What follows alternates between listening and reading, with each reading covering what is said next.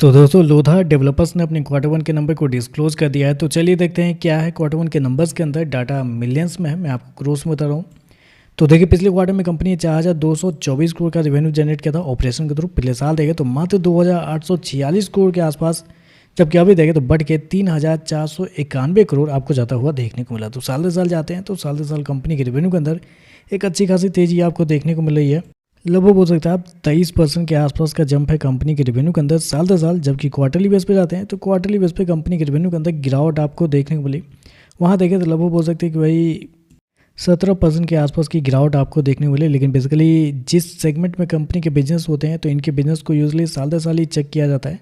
तो साल दर साल देखें तो कंपनी के रेवेन्यू आपको बढ़ते हुए देखने को मिल रहे हैं।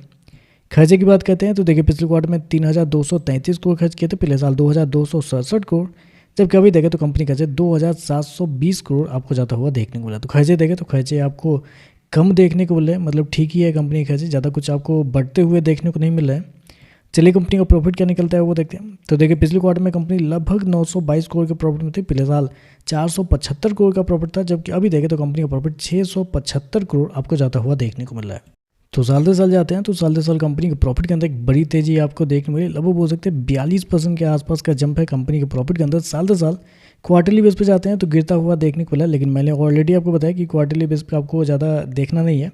हालांकि इतना बड़ा प्रॉफिट होने के पीछे कुछ रीजंस आप ये भी कर सकते हैं, कंपनी के टैक्स को भी जाता है, क्योंकि कंपनी के टैक्स अगर आप देखते हैं तो पिछले साल कंपनी 134 करोड़ टैक्स पे की थी, जबकि इस क्वार्टर में 230 करोड़ के आसपास है। तो कंपनी के टैक्स इस क्वार्टर में देखें तो बहुत ज़्यादा आपको देखने को मिला है, जिसकी वजह से कंपनी का जो प्रॉफिट है थोड़ा सा कम है। अदरवाइज कंपनी का प्रॉफिट और भी बेहतर आपको देखने को मिल जाते हैं।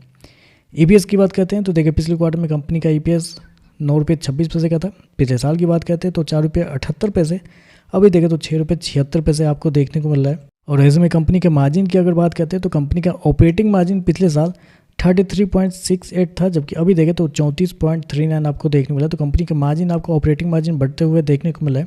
जबकि नेट प्रॉफिट मार्जिन देखें तो 16.31 से बढ़ के 18.62 आपको जाता हुआ देखने को। तो नेट प्रॉफिट मार्जिन और ऑपरेटिंग मार्जिन दोनों देखें तो आपको साल दर साल बढ़ते हुए देखने को मिले। तो ओवरऑल देखें तो नंबर तो अच्छे आपको देखने को मिले, रेवेन्यू प्रॉफिट सारा कुछ आपको साल दर साल बढ़ता हुआ देखने को मिला, मार्जिन आपको बढ़ते हुए देखने को मिला। तो ओवरऑल देखें तो नंबर पॉजिटिव है।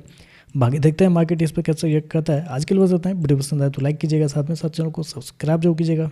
धन्यवाद।